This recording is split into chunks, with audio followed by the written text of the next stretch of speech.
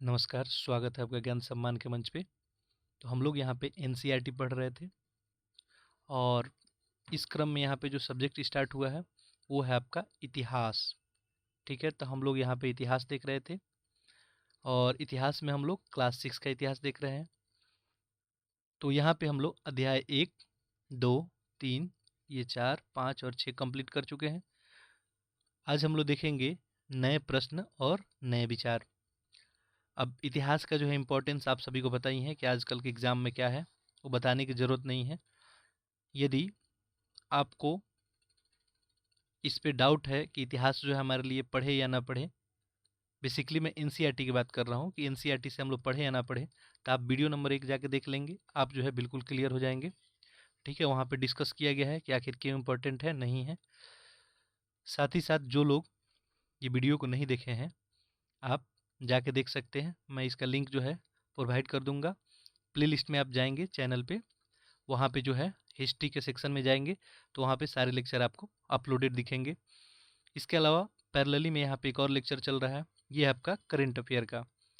तो ये जो है प्रतियोगिता दर्पण से काफ़ी डेप्थ में कवर किया जा रहा है।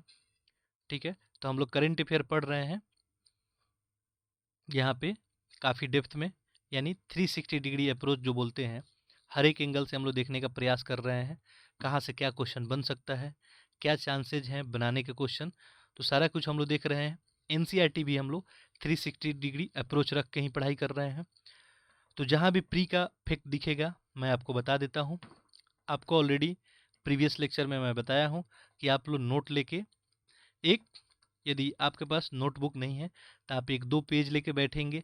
जब भी मैं कोई बात इंडिकेट कर रहा हूँ तो उसे लिख लेंगे। प्री पॉइंट ऑफ व्यू से इंपॉर्टेंट होगा वो भी मैं आपको इंडिकेट कर दूंगा। मेंस का कोई क्वेश्चन यदि बनता होगा तो भी मैं आपको यहाँ पे बता दूंगा, तो आप इसे ज़रूर लिखेंगे। ये यदि आप कर दिए तो आपको आंसर राइटिंग में कोई प्रॉब्लम नहीं आने वाला है। ठीक है, और इस आंसर राइटिंग को जो है आप टेलीग्राम ग्रुप में सेंड कर सकते हैं। ठीक है, तो जो लोग भी इंटरेस्टेड होंगे वो लोग टेलीग्राम ग्रुप में सेंड करेंगे। मैं इसका फीडबैक आपको मूल्यांकन करके दूंगा ज़रूर कि आखिर क्या इम्प्रूव यहाँ पे आप कर सकते हैं।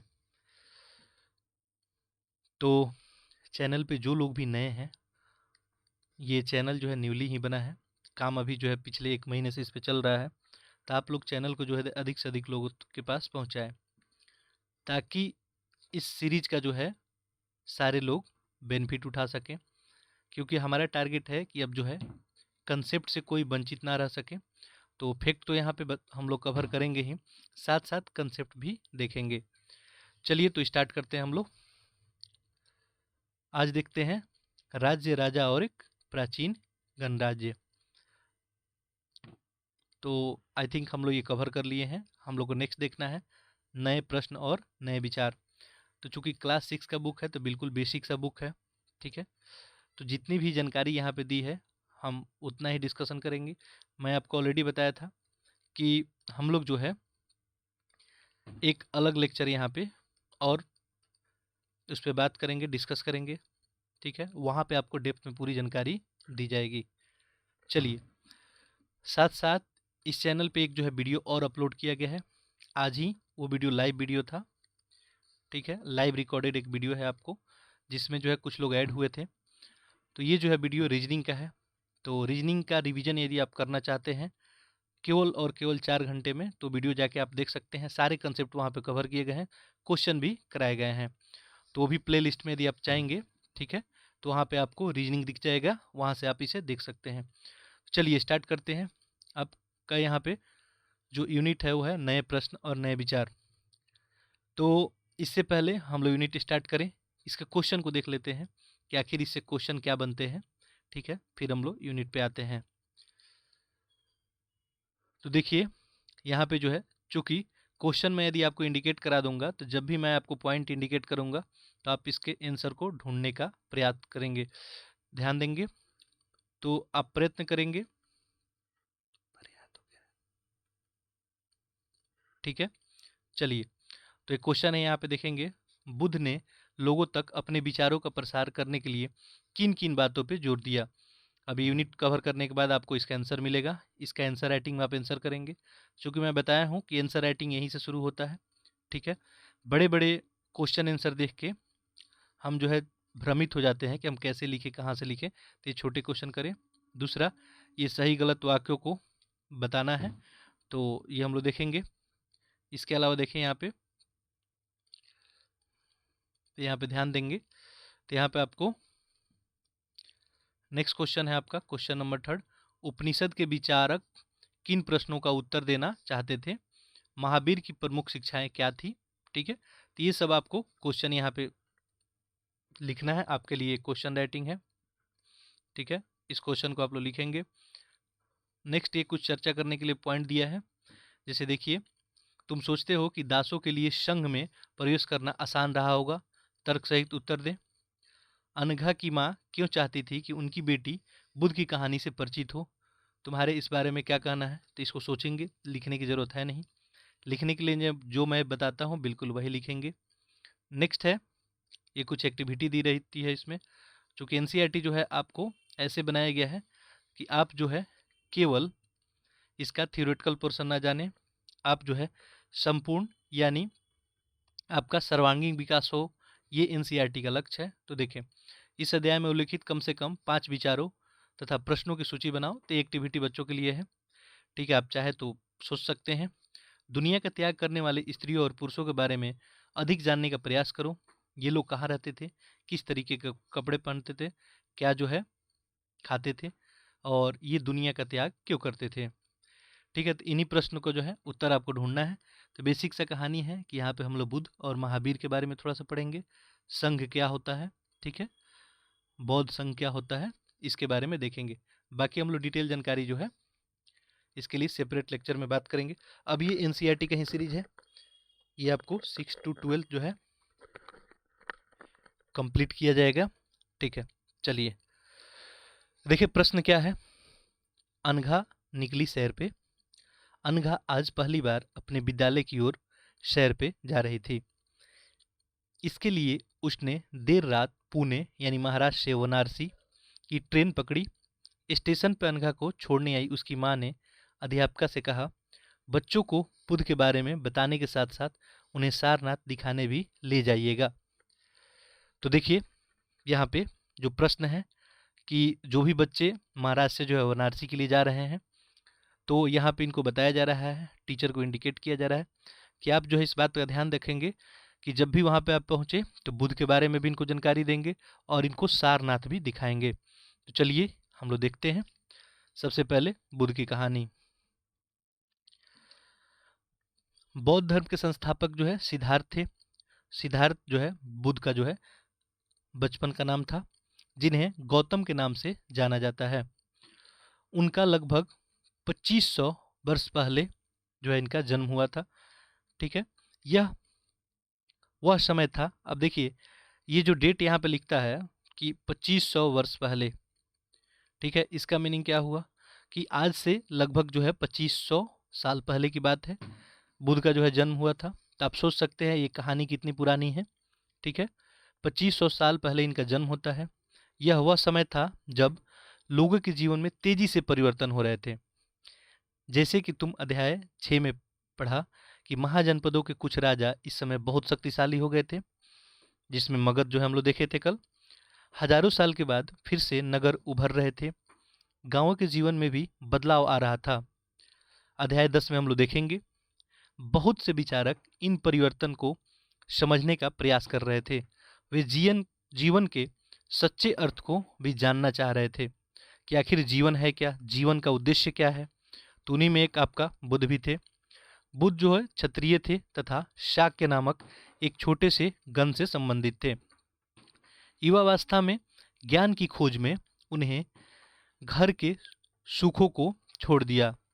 ध्यान देंगे तो इनिशियल में अपने घर में रहा करते थे और ज्ञान की खोज में जो है अपना घर वो छोड़ दिए, जो भी सुख सुविधा थी उनको जो है वो छोड़ दिए और घर से निकल पड़े। अनेक वर्षों तक वे भ्रमण करते रहे और अन्य विचारकों से मिलकर चर्चा करते रहे। अंततः ज्ञान प्राप्ति के लिए उन्हें स्वयं ही रास्ता ढूंढने का निश्चय लिया। देखिए वो बहुत सारे गुरुओं के पास जाते थे, मिलते थे और उनसे कुछ प्रश्न रखते थे। प्रश्न का जवाब उन्हें नहीं मिलता था। जैसे मान लीजिए कि आखिर भगवान की प्राप्ति कैसे होगी, ये ज्ञान क्या है, ये मोक्ष क्या है। तो ये जो है आध्यात्मिक जो प्रश्न होते हैं, ये बुद्ध का प्रश्न जो है इस तरह का होता था कि हमें जो है भगवान की प्राप्ति कहीं कैसे होगी। तो इसके लिए वो डिफरेंट डिफरेंट जगह पे भटके और तरह तरह के गुरुओं से मिले, बट कहीं से उनको कुछ मिला नहीं। और अंततः आप देखेंगे तो ज्ञान की प्राप्ति उन्हें स्वयं ही रास्ता ढूंढने का निश्चय किया, यानी अपो दीपो भव जो बोलते हैं कि अपना दीपक स्वयं ही आप बने। तो यही इनके साथ भी हुआ। इसके लिए उन्होंने बोध गया में एक पीपल के नीचे कई दिनों तक तपस्या की। अंततः उन्हें ज्ञान प्राप्त हुआ और इसके बाद से वे बुद्ध के रूप में जाने गए। तो सिद्धार्थ से अब वो बुद्ध बन गए। यहाँ से वे वाराणसी के निकट स्थित सारनाथ गए, जहाँ उन्हें पहली बार उपदेश दिया। कुशीनारा में मृत्यु से पहले का शेष जीवन उन्हें पैदल ही एक स्थान से दूसरे स्थान की यात्रा करने तथा लोगों को शिक्षा देने में व्यतीत किया। तो देखिए कुछ कुछ फैक्ट आपको यहाँ पर मिला कि बुद्ध का जन्म जो है आज से लगभग 2500 साल पहले हुआ। ठीक है, ये जो है बुद्ध जो है क्षत्रिय थे, शाक्य नामक एक जो है छोटे से गण से आते थे। तो ये सब पॉइंट याद रखेंगे। बचपन का नाम इनका सिद्धार्थ था। ज्ञान जो है इनको प्राप्ति बोध गया में हुई। ठीक है, तो छोटा छोटा सा बात याद रखेंगे। उपदेश जो है वो ऐसे तो यहाँ पे बुक में आपको दिख रहा है कि वाराणसी में, लेकिन सबसे पहले वो जो है उपदेश दिए थे वो आदिवासी लोग को दिए थे। उसके बाद 4 ब्राह्मण को उपदेश दिए थे, लेकिन आपको बुक वगैरह में मैक्सिमम मिलेगा कि वो 4 ब्राह्मण को सबसे पहले उपदेश दिए थे। ठीक है, सारनाथ में। तो वहाँ से उपदेश का जो प्रक्रिया शुरू हुआ और आखिर में उनका कुशीनगर जो आपका उत्तर प्रदेश में पड़ता है, वहाँ पे इनका मृत्यु हो गया। यानी वो जो है मोक्ष की उनकी प्राप्ति हो गई। अब चलिए आगे देखते हैं हम लोग। तो ये दौर था बुद्ध का, जब उस समय हमारे समाज में जो है काफ़ी उथल पुथल मचा हुआ था। समाज में जो है काफ़ी कुरीतियाँ भी आ गई थी। ठीक है, और इन सब से मुक्ति जो है दिलाने का काम एक ही है। ठीक है, चलिए तो देखते हैं। बुद्ध ने शिक्षा दी कि यह जीवन जो है कष्टों और दुखों से भरा हुआ है। आखिर जीवन क्या है? तो बुद्ध का कहना था ये जीवन जो है कष्टों और दुखों से भरा हुआ है, और ऐसा हमारे इच्छा और लालसाओं के कारण होता है। आखिर हमारा जीवन जो है कष्ट और दुखों से क्यों भरा है? क्योंकि हम हमेशा जो है कुछ इच्छा रखते हैं, कुछ लालसा रखते हैं, जो हमेशा पूरी नहीं हो सकती है। कभी कभी हम जो चाहते हैं वो प्राप्त कर लेने के बाद भी संतुष्ट नहीं रहते हैं और एक अधिक वस्तुओं के पाने की इच्छा करने लगते हैं। बुद्ध ने लिप्सा को जो है तृष्णा कहा, और बुद्ध ने शिक्षा दी कि आत्म संयम अपनाकर हम ऐसी लालसा से मुक्ति पा सकते हैं। यानी अपनी इच्छाओं को जो है जीतने की बात कर रहे थे आत्मसंयम अपना के, और ऐसी लालसा का से हम क्या कर सकते हैं? मुक्ति पा सकते हैं। उन्होंने लोगों को दयालु होने तथा मनुष्य के साथ जानवरों के भी जीवन का आदर करने की शिक्षा दी। वे मानते हैं कि हम कर्मों के परिणाम चाहे वो अच्छे हों या बुरे, हमारे वर्तमान जीवन के साथ साथ बाद के जीवन को भी प्रभावित करते हैं। तो मनुष्य का जो है कर्मों का जो है परिणाम वो अभी तो आपको इफेक्ट देखने को मिलेगा, साथ साथ उनका मानना था कि नेक्स्ट जो है जब भी उसका जन्म होगा तो वहाँ भी इसका इफेक्ट रहेगा। बुद्ध ने अपनी शिक्षा सामान्य लोगों की प्रकृत भाषा में दी। मैं आपको बताया था कि प्रकृत भाषा किसे बोलते हैं। प्रकृत भाषा वह भाषा होता है, यानी किसी भी स्थान का जो लोकल भाषा होता है वही प्रकृत भाषा होता है। और प्रकृत भाषा जो है आम लोग भी जानते थे। तो बुद्ध जो है जिस रीजन में जाते थे वहाँ प्रकृत भाषा में ही लोगों को ज्ञान देने का काम करते थे। इससे सामान्य लोग भी उनसे संदेश को समझ सकते थे। ठीक है, अब देखिए ये ध्यान देंगे तो आपको यहाँ पे एक इमेज दिखाया गया है। ये सारनाथ स्तूप है। इस इमारत को स्तूप के नाम से जाना जाता है। यहीं पे बौद्ध ने अपना सर्वप्रथम उपदेश दिया था, और इसी घटना की स्मृति में यह स्तूप का निर्माण किया गया। अध्याय 12 में तुम इस स्तूपों के बारे में और अधिक पढ़ोगे। तो स्तूप को देखेंगे यहाँ पे ध्यान से। ठीक है, ये आपका जो है स्तूप रहा। ठीक है, तो यहीं पे सबसे पहले ज्ञान दिए थे। ठीक है, चलिए वैसे आप डिटेल में स्टडी करेंगे तो ये ज्ञान जैसे मैं बताया कि सबसे पहले आदिवासी लोग को दिए थे। ठीक है, जंगली लोग थे, बट अभी के लिए आप माने कि ज्ञान जो है इन्हीं को दिए थे, ठीक है, यानी यहीं पे जाके ज्ञान दिए थे 4 ब्राह्मणों को जो उनके शिष्य थे। चलिए आगे देखें, वेदों की रचना के लिए किस भाषा का प्रयोग हुआ था। आप बताएंगे वेदों की रचना के लिए कौन सा भाषा का प्रयोग हुआ था। ये यूनिट हम लोग पढ़ लिए हैं। चलिए, बुद्ध ने कहा कि लोग किसी शिक्षा को केवल इसलिए नहीं स्वीकार करें कि यह उनका उपदेश है, बल्कि वे अपने उसे अपने विवेक से मापे। ध्यान देंगे तो बुद्ध का एक कथन था कि हमारे शिक्षा को आप इसलिए नहीं स्वीकार करें क्योंकि हमारा ये उपदेश है, आप उसे अपने विवेक से मापे। आओ देखें उन्हें ऐसा किस प्रकार किया। देखिए, कोई भी आपको यदि ज्ञान दिया जाता है, ठीक है, तो आपका बुद्धि है, आपका विवेक है, आप उसे स्वयं सोचे कि आपके लिए जो है बेहतर क्या है। आप सोचे कि आपके लिए जो है बेहतर क्या है। अब देखिए, मार्केट में आपको तरह तरह की जो है लोगों के द्वारा तरह तरह की बातें कही जाएंगी, लेकिन आप स्वयं विवेक से जो है उचित निर्णय ले सकते हैं। चलिए आगे बढ़ते हैं। एक यहाँ पे कहानी है, किस्सा है गौतमी की। यह बुद्ध के विषय में एक प्रसिद्ध कहानी है। एक समय की बात है, किस्सा गौतमी नाम की एक स्त्री का पुत्र मर गया।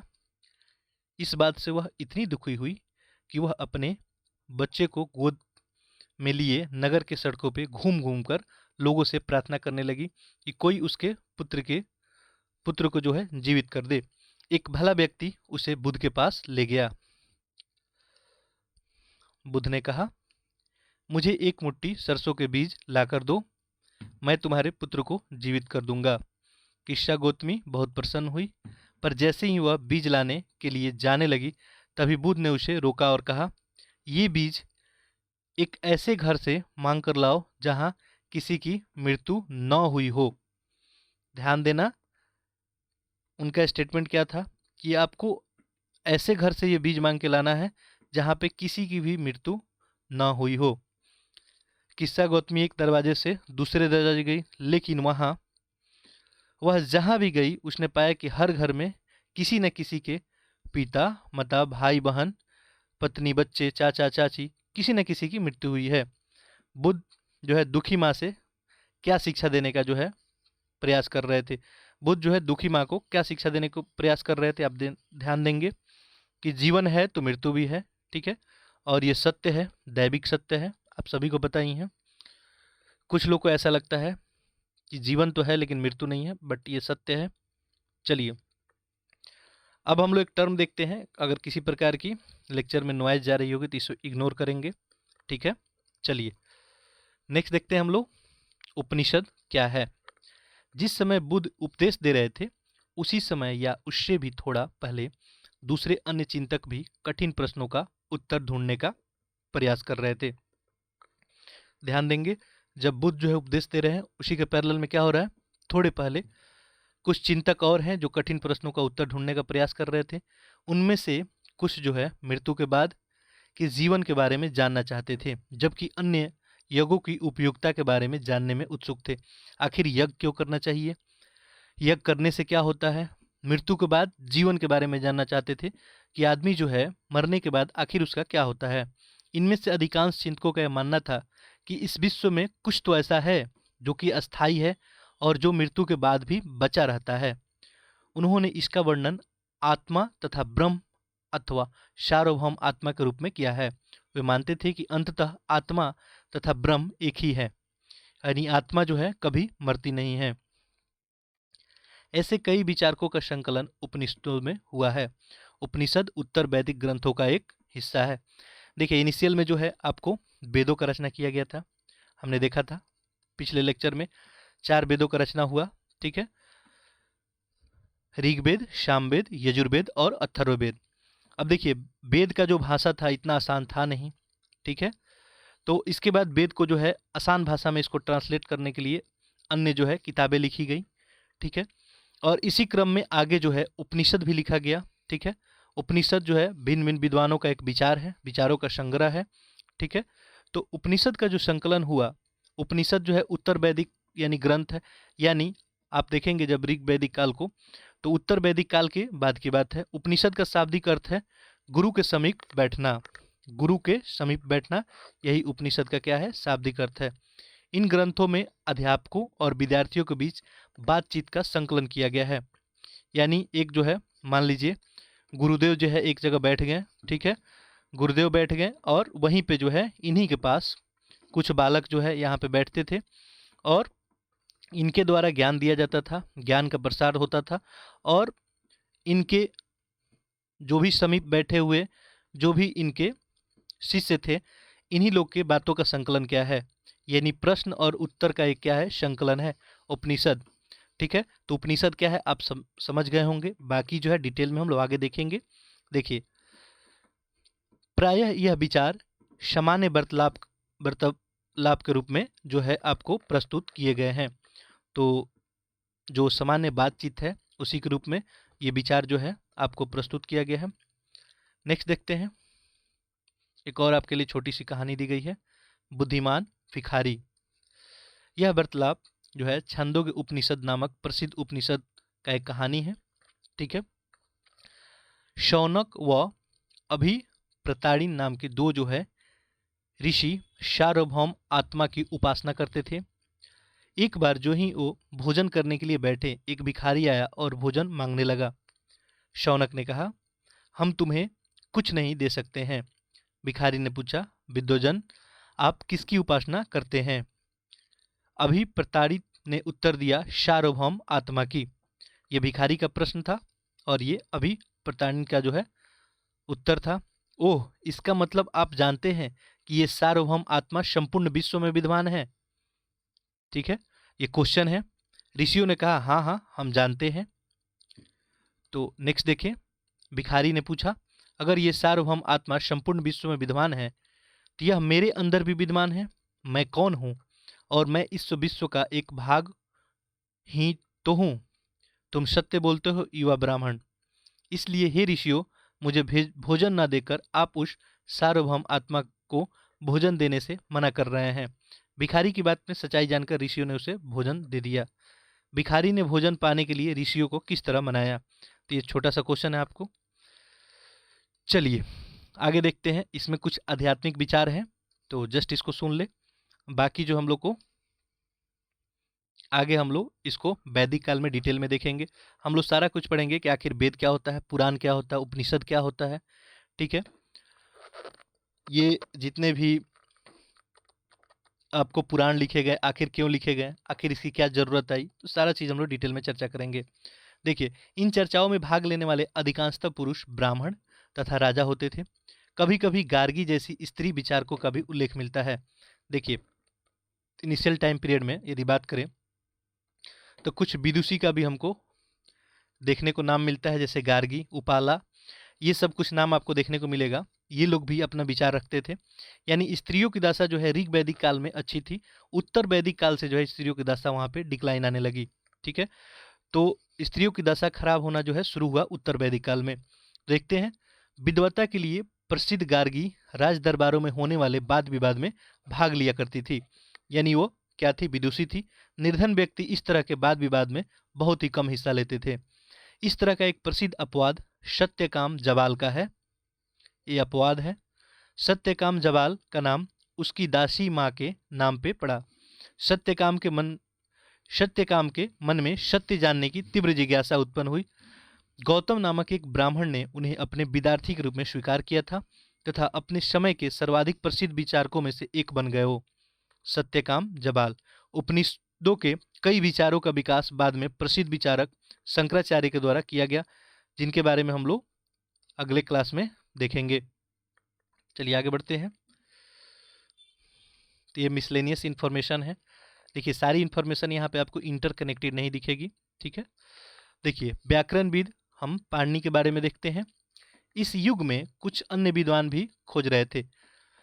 उनकी ध्यान देखेंगे कि इस युग में कुछ अन्य विद्वान भी खोज कर रहे थे। क्या खोज कर रहे थे? तो उन्हीं प्रसिद्ध विद्वानों में एक जो है पाणिनि भी थे। संस्कृत भाषा के व्याकरण की रचना किए थे। तो याद रखेंगे ये बात कि संस्कृत भाषा में व्याकरण की रचना इन्हीं के द्वारा किया गया था। उन्होंने स्वरों तथा व्यंजनों को एक विशेष क्रम में रखकर उनके आधार पर सूत्रों की रचना की थी। ये सूत्र जो है बीजगणित के सूत्रों से काफ़ी मिलते जुलते हैं। इसका प्रयोग कर उन्होंने संस्कृत भाषा के प्रयोगों के नियम लघु सूत्रों के रूप में लिखे। तो ये पाणिनि के बारे में इंफॉर्मेशन हो गया। चलिए एक और उस समय धर्म जो है, जैन धर्म के साथ एक और धर्म उसमें पनपा, और ये था आपका बौद्ध धर्म के पैरेलल में ये था आपको जैन धर्म। तो जैन धर्म के बारे में थोड़ा सा इंफॉर्मेशन हम लोग देख लेते हैं। देखिए, इस युग में अर्थात लगभग 2500 वर्ष पहले जैन धर्म के सर्वाधिक महत्वपूर्ण विचारक वर्धमान महावीर ने भी अपने विचारों का प्रसार किया। एक्चुअली में जैन धर्म जो है, शुरुआत इसकी यहाँ से नहीं होती है। जैन धर्म में जो है आपका इससे पहले बहुत सारे गुरु विचारक रह चुके थे, लेकिन महावीर जो है सबसे ज़्यादा यहाँ पे प्रचलित हुए हैं। तो यहाँ महावीर का हम नाम देख रहे हैं, ध्यान देंगे तो ये भी अपना विचारों का प्रसार किए। वह बज्जी संघ के लिच्छवी कुल के एक क्षत्रिय राजकुमार थे। इस संघ के विषय में हम अध्याय 6 में पढ़ा है। 30 वर्ष के आयु में उन्होंने, देखिए हम लोग संघ के बारे में देखे थे, बज्जी संघ क्या था, ठीक है, आप सभी को याद ही होगा। तो इस संघ के विषय में अब देखिए एक और बात मैं आपको यहाँ पे क्लियर कर दूँ। ये देखिए, मैं जैसे जैसे पढ़ाते जा रहा हूँ, आप यदि लेक्चर को एक बार देख रहे हैं तो आप क्या हो जाएंगे, कुछ दिन बाद इस सारे लेक्चर को भूल जाएंगे। तो आप क्या करें, जैसे ही मान लीजिए टोटल 5-6 लेक्चर इसका बन गया, तो आप 7वें दिन क्या करेंगे, सारे लेक्चर का एक बार रिवीजन करेंगे। अब देखिए यूट्यूब तो आपको ऑप्शन देता ही है, आप 1.25 या 1.5 करके इसको सुन सकते हैं, जिससे सारे तथ्य जो है आपके दिमाग में फिर से तरोताज़ा हो जाएंगे। क्योंकि रिवीजन ही आपको याद करने का एक तरीका है, बाकी इन्फॉर्मेशन जो है हम लोग डायरेक्टली याद नहीं कर सकते हैं। तो रिवीजन जो है बेस्ट तरीका है याद करने का, ठीक है। तो आप लोग रिवीजन करते रहें और जितने भी तथ्य हैं उनको संकलन जो है अपने दिमाग में संग्रह उसका करते रहें। चलिए, तो हम लोग देख रहे थे महावीर के बारे में। तो महावीर भी एक क्या थे, एक विचारक थे। ये अपने विचारों का प्रसार किए। वो बज्जी संघ के लिच्छवी कुल के थे, एक क्षत्रिय राजकुमार थे। इस संघ के विषय में हम लोग देख ही चुके हैं ऑलरेडी। 30 वर्ष की आयु में उन्होंने घर छोड़ दिया और जंगल में रहने लगे। 12 वर्ष तक उन्होंने कठिन और एकांकी जीवन व्यतीत किया और इसके बाद उन्हें ज्ञान प्राप्त हुआ। 30 वर्ष में घर छोड़े, 42 वर्ष में उनको ज्ञान प्राप्ति हो रही है। आगे देखते हैं, आगे देखेंगे। उनकी शिक्षा सरल थी। सत्य जानने की इच्छा रखने वाले प्रत्येक स्त्री और पुरुष को अपना घर छोड़ देना चाहिए। उन्हें अहिंसा के नियमों का कड़ाई से पालन करना चाहिए, अर्थात किसी भी जीव को न तो कष्ट देना चाहिए और न ही उसकी हत्या करनी चाहिए। ये महावीर का कहना था। सभी जीव जीना चाहते हैं, सभी के लिए जीवन प्रिय है। महावीर ने अपनी शिक्षा प्राकृत में दी है, यानी ये भी अपना शिक्षा कौन से भाषा में दी है, प्राकृत में ही। प्राकृत भाषा क्या होता है आप सभी को पता है। यही कारण है कि साधारण जन ने भी उनके तथा उनके अनुयायियों की शिक्षाओं को समझ सकें। अब साधारण जन तक यदि पहुंचना है तो आपको जो है प्राकृत भाषा में ही शिक्षा देना होगा। देश के अलग अलग हिस्सों में प्राकृत के अलग अलग रूप में प्रचलित थे। प्रचलित क्षेत्र के आधार पे उनके अलग अलग नाम थे। जैसे मगध में बोली जाने वाली प्राकृत क्या थी, मागधी थी। मैं ऑलरेडी एक्सप्लेन कर चुका हूँ। जैसे मगध में मागधी हो गई, ठीक है।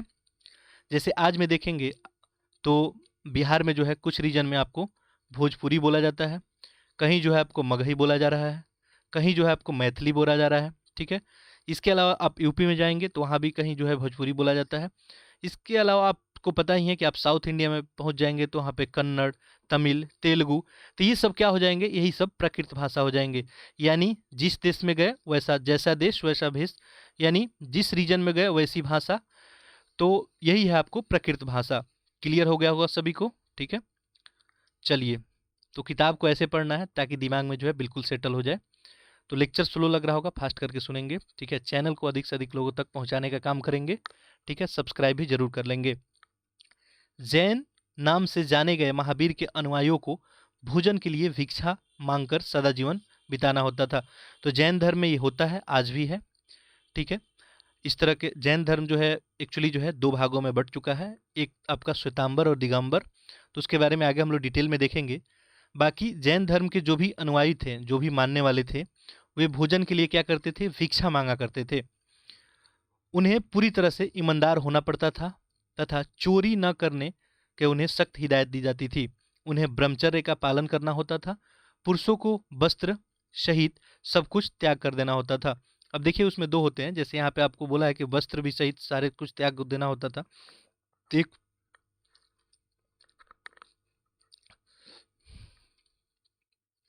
एक इसमें 1 मिनट।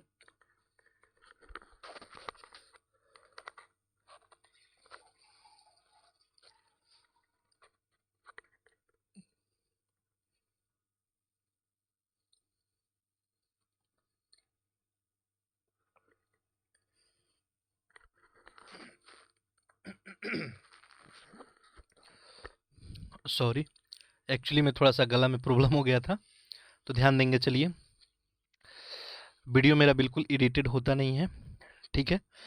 देखिए, तो यहाँ पे कहानी ये हम लोग देख रहे थे कि जो जैन धर्म के मानने वाले लोग होते थे, पुरुष है, उनको वस्त्र सहित सारा कुछ त्याग कर देना होता था। तो मैं आपको बता रहा था कि जैन धर्म जो है दो भागों में बटा था। एक था आपका श्वेतांबर, ठीक है, श्वेतांबर, और दूसरा था आपका दिगंबर, ठीक है।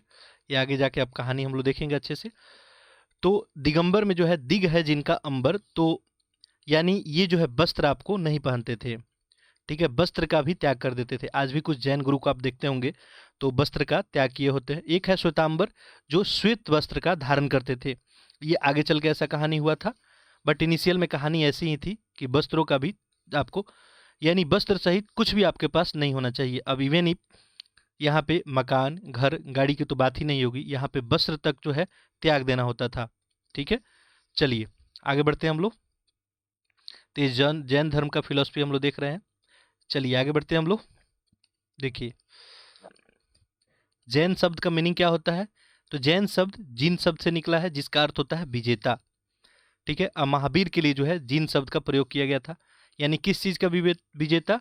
तो अपनी जो इंद्रियों पे विजय पा ले, ठीक है, जो अपनी इंद्रियों को अपने वश में कर ले, तो वैसे थे, उन्हीं को बोला जाता है जीन और जैन, ठीक है। चलिए तो देखते हैं हम लोग नेक्स्ट। अधिकांश व्यक्तियों के लिए ऐसे कड़े नियमों का पालन करना बहुत कठिन था। अब आप देख ही पा रहे हैं कि एक साधारण मनुष्य के लिए एक नियम जो है पालन करना कितना कठिन है, ठीक है। जीव हत्या नहीं करना है आपको, ठीक है, सदा सत्य बोलना है, ठीक है। वस्त्र के नाम पे आपके पास कुछ नहीं होना चाहिए। फिर भी हजारों व्यक्तियों ने इस नई जीवन शैली को जानने और सीखने के लिए अपने घरों को छोड़ दिया। फिर भी इसमें कुछ लोग आए, बट यदि हम कंपेयर करें तो बौद्ध धर्म का जो है जैन धर्म के कंपेयर में, तो बौद्ध धर्म का जो प्रसार जो है आपको अधिक देखने को मिला। वजह था, बौद्ध धर्म में जो नियम और जितने भी कानून थे वो क्या थे? लचीले थे, ठीक है, जिसे आम लोग भी इजीली जो है मान सकते थे। और आज भी आप देखेंगे कि बौद्ध धर्म का जो है प्रसार कहाँ कहाँ है, ठीक है। आप जो है कमेंट बॉक्स में लिखेंगे, हमें ये सर्च करके आपके लिए क्वेश्चन है कि आज जो है, आज की मैं बात कर रहा हूँ, तो बौद्ध धर्म मानने वाला कौन कौन सा देश है, ठीक है, आप कमेंट करेंगे। चलिए, तो अधिकांश व्यक्तियों के लिए कठिन होता था, फिर भी जो है अपने घरों को जो है छोड़कर कुछ लोग इसमें इस चीज़ को अपनाएं। कई अपने घरों पर ही रहे और भिक्षु भिक्षुणी बने लोगों को भोजन प्रदान उनकी सहायता करते थे। मुख्यतः व्यापारी ने जैन धर्म का समर्थन किया था। किसानों के लिए इन नियमों का पालन करना अत्यंत कठिन था। अब आपके दिमाग में आ ही रहा होगा आखिर क्यों कठिन था? क्योंकि फसल की रक्षा के लिए उन्हें कीड़े मकोड़ों को मारना पड़ता था। बाद में सदियों में जैन धर्म उत्तर भारत के कई हिस्सों के साथ साथ गुजरात, तमिलनाडु, कर्नाटक में भी फैल गया। तो आप देख ही पा रहे होंगे कि व्यापारियों के लिए आसान है, बट किसानों के लिए कितना मुश्किल है। तो वो हल से जब भी खेती करेंगे तो कुछ जो है कीड़े मकोड़े वहाँ पे मर ही जाएंगे। चलिए, तो नेक्स्ट देखते हैं। महावीर तथा उनके अनुयायियों की शिक्षाएं कई शताब्दी तक मौखिक रूप में ही रही, यानी शुरू में आपको लिखित रूप में कोई बुक वहाँ पे नहीं थी, कोई किताबें नहीं थी, ठीक है। इनिशियल में सारा जो है, जैसे हम लोग देख रहे थे वेदों में, कि मौखिक रूप से ही ज्ञान जो है देने का इनिशियल में काम किया गया। वेद तो जस्ट जो है 150-200 साल पहले लिखा गया है, लिखित रूप उसको, और इसका भी हमारे वेद का भी हमारे पास सकाल वर्जन है, तो ओरिजिनल वर्जन भी हमारे पास अभी नहीं है। देखिए, वर्तमान रूप में उपलब्ध जैन धर्म की शिक्षाएं लगभग 1500 वर्ष पहले गुजरात में बल्भी नामक स्थान पर लिखी गई थी। तो जैन धर्म की शिक्षा है, जैन धर्म की बातें जो है, इसका संकलन कब किया गया था? लगभग 1500 साल पहले गुजरात के बल्लभी में। पृष्ठ संख्या 113 पे जो है मानचित्र 7 में आपको बल्लभी गुजरात में दिख जाएगा। ठीक है, चलिए नेक्स्ट एक और टर्म देखते हैं हम लोग, संघ क्या है। ठीक है, देखिए महावीर तथा बुद्ध दोनों का ही मानना था कि घर का त्याग करने, ध्यान देंगे, घर का त्याग करने पे ही सच्चे ज्ञान की प्राप्ति हो सकती है। ऐसे लोगों के लिए उन्होंने संघ नाम का एक संगठन बनाया जहां घर का त्याग करने वाले लोग एक साथ रह सकें। तो क्लियर हो गया होगा संघ क्या है। ठीक है, तो संघ एक क्या है? संगठन है जहां पे आखिर देखिए घर से जो त्याग किए हुए लोग हैं कहीं ना कहीं तो रहेंगे, तो उन्हीं के लिए एक संघ बना जहां पे वो लोग रह सकते थे। लेकिन संघ में जो है रहने वाले बौद्ध भिक्षुओं के लिए बनाए गए नियम विनय पिटक नामक ग्रंथ में मिलते हैं। अब देखिए यदि बौद्ध धर्म में आप देखेंगे तो बौद्ध धर्म का जो है नियम कानून विनय पिटक में आपको लिखा हुआ है। एक है आपको विनय पिटक, सुत्त पिटक और अभिधम पिटक। तो उसमें जो विनय पिटक है वो बौद्ध धर्म के आपको नियम कानून के बारे में बताएगा कि आखिर आप बौद्ध भिक्षु बन रहे हैं तो आपको क्या क्या नियम पालन करना होगा। तो संघ में रहने वाले जो भी बौद्ध भिक्षु के बनाए गए नियम जो है विनय पिटक में है, तो ये भी बात याद रखेंगे। ठीक है, आपसे डायरेक्टली क्वेश्चन पूछा जा सकता है। विनय पिटक से हमें पता चलता है कि संघ में पुरुष और स्त्रियों को रहने का अलग अलग व्यवस्था था। सभी व्यक्ति संघ में प्रवेश ले सकते थे। हालांकि संघ में प्रवेश के लिए बच्चों को अपने माता पिता से तथा दासों को अपने स्वामी से, राजा के यहाँ काम करने वाले लोगों को राजा से तथा कर्जदारों को अपने देनदारों से अनुमति लेनी होती थी। यानी संघ में जो है सारे लोग का प्रवेश था। इनिशियल में जो है सारे लोग का प्रवेश नहीं था, बाद में चल के ये प्रवेश हो गया था। एक स्त्री को इसके लिए अपने पति से अनुमति लेनी होती थी। संघ में प्रवेश लेने वाले स्त्री पुरुष बहुत ही सादा जीवन जीते थे। वो अपना अधिकांश समय ध्यान करने में बिताते थे और दिन में एक निश्चित समय में वे शहरों और गांवों में जाकर भिक्षा मांगते थे। यही कारण है कि उन्हें भिक्षु और भिक्षुणी जो है साधु भिखारी के लिए प्रकृत शब्द ये है कहा गया। वे जो है आम लोगों को शिक्षा देते थे और साथ ही एक दूसरे की सहायता भी करते थे। चलिए आगे देखते हैं हम लोग।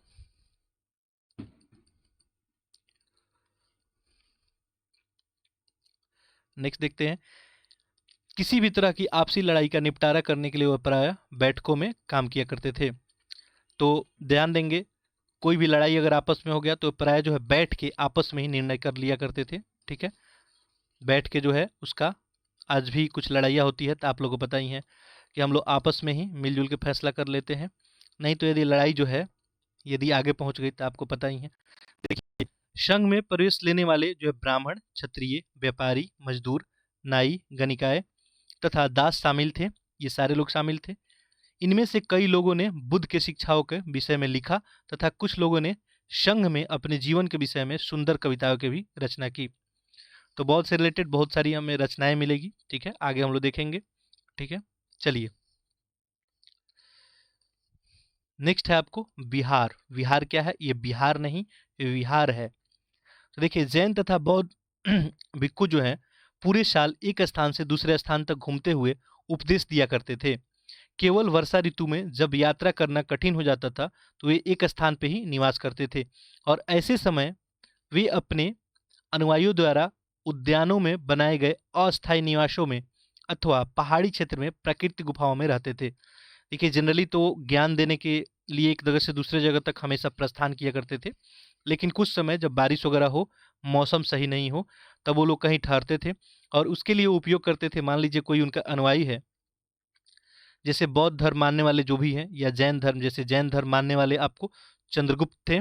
ठीक है, तो चंद्रगुप्त मौर्य की मैं बात कर रहा हूँ। तो वैसे वैसे जो अनुयायी हैं, चाहे कोई राजा है चाहे कोई व्यापारी है, तो उनके द्वारा जो भी बनवाया गया उद्यान है उसमें अस्थायी निवास करते थे, नहीं तो प्राकृतिक जो गुफाएं हैं वहां निवास करते थे। जैसे जैसे समय बीतता गया भिक्खु भिक्खुनियों ने स्वयं तथा उनके समर्थकों ने अधिक अस्थायी शरण स्थलों की आवश्यकता तथा अनुभव किया और तब कई शरण स्थल बनाए गए जिन्हें हम विहार कहते हैं। यानी आगे चल के जो है आपको इनको रहने के लिए जो है एक स्थान बनाया गया, इसे हम विहार कहते हैं। आरंभिक विहार लकड़ी के बनाए गए थे, बाद में इन्हें निर्माण में ईंटों का भी प्रयोग होने लगा। पश्चिमी भारत में विशेषकर कुछ जो है विहार पहाड़ियों को खोदकर बनाए गए थे। अब एक एग्जाम्पल यहाँ पे हम लोग देखते हैं। देखें यहाँ पे पहाड़ी को काटकर बनाई गई एक गुफा है। ये कार्ले वर्तमान महाराष्ट्र में है स्थित एक गुफा है। भिक्षु के इन शरण जो है भिक्षु और भिक्षुणी की इन शरण स्थलों में रहकर ध्यान जो है किया करते थे। ध्यान देंगे इमेज में, तो ऐसे भी कुछ स्थान उस समय आपको बनाए जाते थे। यहाँ पे ध्यान देंगे, ये पहाड़ों को काट के बनाया गया है। यहाँ पे आप देख पा रहे होंगे, ठीक है। तो यहाँ भी आप देख रहे होंगे, तो इन्हीं में वो रहा करते थे। चलिए, तो अब उनका जो है रहने का स्थान अस्थाई हो गया था, अस्थाई अस्थाई से अस्थाई में, और इसे ही हम क्या कहते थे, विहार कहते थे। एक बौद्ध ग्रंथ से ज्ञात होता है कि जिस तरह महासागरों में मिलने पे नदियों की अलग अलग पहचान समाप्त हो जाती है, ठीक उसी तरह बुद्ध के अनुयायी जब भिक्षुओं के श्रेणी में प्रवेश करते हैं तो वो अपना वर्ण, श्रेणी और परिवार सब कुछ त्याग देते हैं। आगे देखते हैं। प्रायः किसी धनी व्यापारी, राजा अथवा भूस्वामी द्वारा दान में दी जाने वाले भूमि पे बिहार का निर्माण होता था। यानी बिहार जनरली कहाँ बनाया जाता था? मान लीजिए कोई राजा दान में दे दिया, या कोई भूस्वामी हुआ, या कोई व्यापारी हुआ। अस्थाई व्यक्ति भिक्षु भिक्षुणियों के लिए भोजन, वस्त्र और दवाइयाँ लेकर आते थे। जो भी वहाँ के स्थानीय व्यक्ति थे, ठीक है, जो भी स्थानीय व्यक्ति थे वो क्या करते थे, उनके लिए भोजन वगैरह का व्यवस्था करते थे। नेक्स्ट है, आगे आने वाली शताब्दियों में बौद्ध धर्म उपमहाद्वीप के विभिन्न हिस्सों तक साथ साथ बाहरी क्षेत्रों में भी फैल गया। अध्याय 10 में हम लोग देखेंगे इसके बारे में। नेक्स्ट देखते हैं, ये आश्रम व्यवस्था किसको कहते हैं हम लोग। तो आश्रम व्यवस्था क्या होता है? जैन तथा बौद्ध धर्म जिस समय लोकप्रिय हो रहे थे, लगभग उसी समय ब्राह्मणों ने आश्रम व्यवस्था का विकास किया था। यह आश्रम शब्द का तात्पर्य लोगों द्वारा रहने तथा ध्यान करने के लिए प्रयोग में आने वाली स्थान से नहीं है, बल्कि इसका तात्पर्य जीवन के एक चरण से है।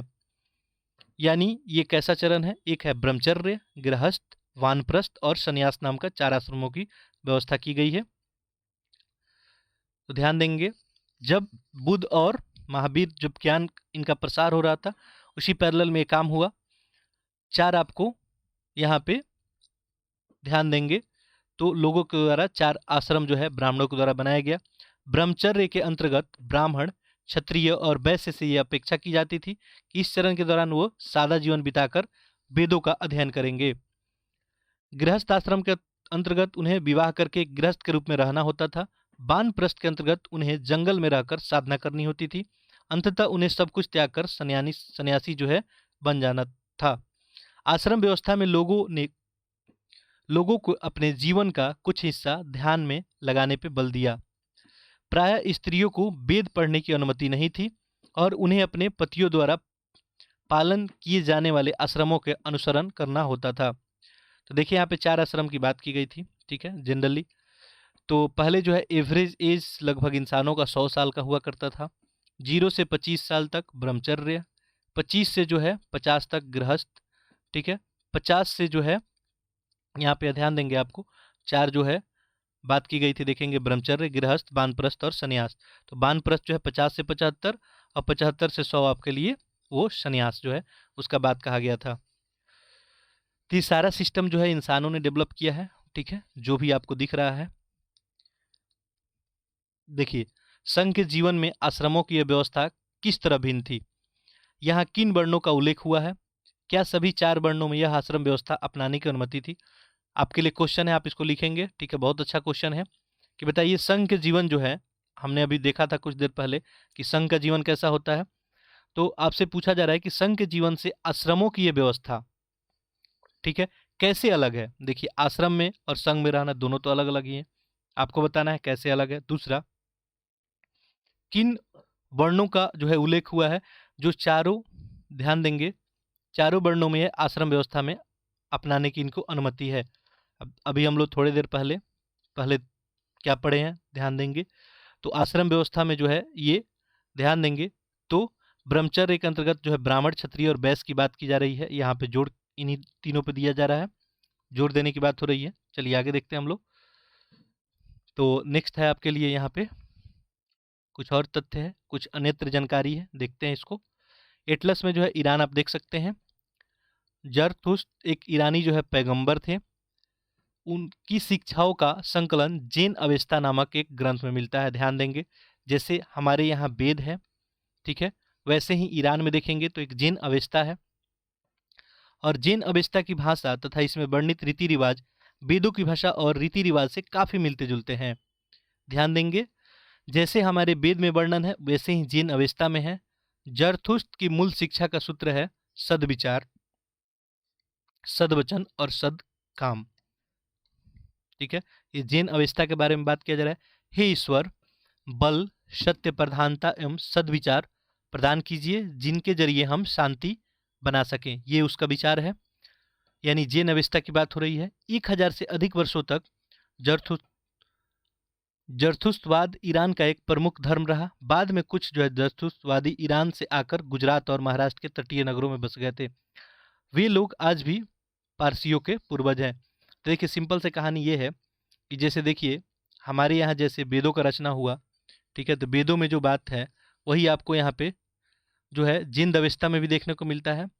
तो माना जाता है कि जो जैन अवेस्ता का रचना किए हैं, हो सकता है वही लोग जो है वेदों की भी रचना किए हों।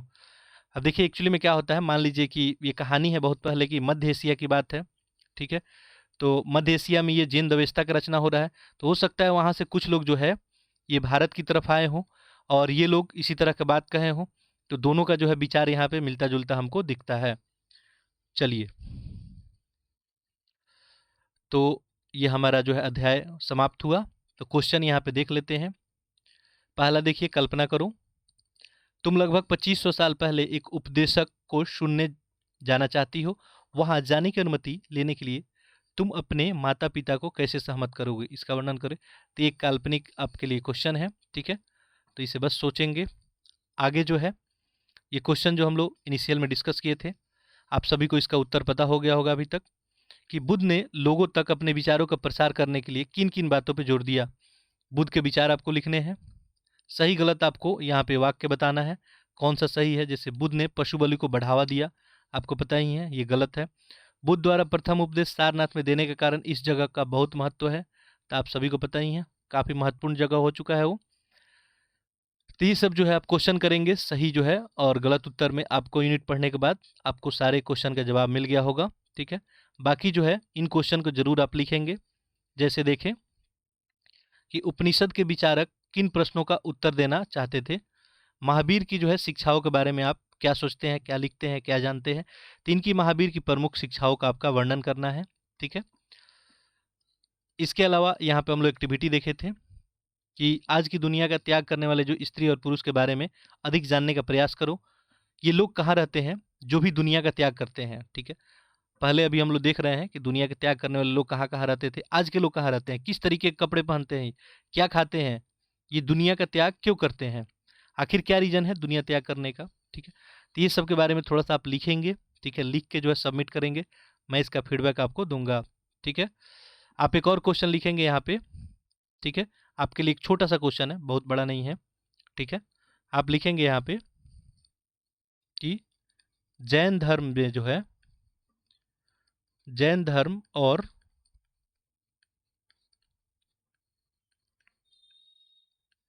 बौद्ध धर्म में क्या समानताएं हैं। आपको लिखना है जैन धर्म और बौद्ध धर्म में क्या समानताएं हैं, ठीक है। साथ साथ आप जो है, चलिए यही आप क्वेश्चन एक लिखेंगे कि जैन धर्म और बौद्ध धर्म में जो है क्या समानता है, आपको लिखना है, ठीक है। ये आप क्वेश्चन करेंगे। बाकी इसमें क्वेश्चन और भी बनता है, लेकिन आपके लिए उसको जानकारी डेप्थ में चाहिए, तो बस इतना रखेंगे। बाकी जितना टर्म हम बताए हैं उसको ध्यान में रखेंगे। वीडियो को जो है मैं जैसे इनिशियल में ही बता दिया, रिवीजन आप जरूर करेंगे, क्योंकि जैसे जैसे लेक्चर जो है आपको बनते जाएगा आपके लिए बर्डन हो जाएगा और लास्ट टाइम में जो आप कर नहीं पाएंगे, तो अभी से बिल्कुल रिवीजन करते जाएंगे। चलिए इस लेक्चर में हम लोग इतना ही रखते हैं। बाकी वीडियो को अधिक से अधिक लोग तक पहुँचाएँ, शेयर करें, सब्सक्राइब भी जरूर कर लें। चलिए मिलते हैं हम लोग फिर नेक्स्ट लेक्चर में।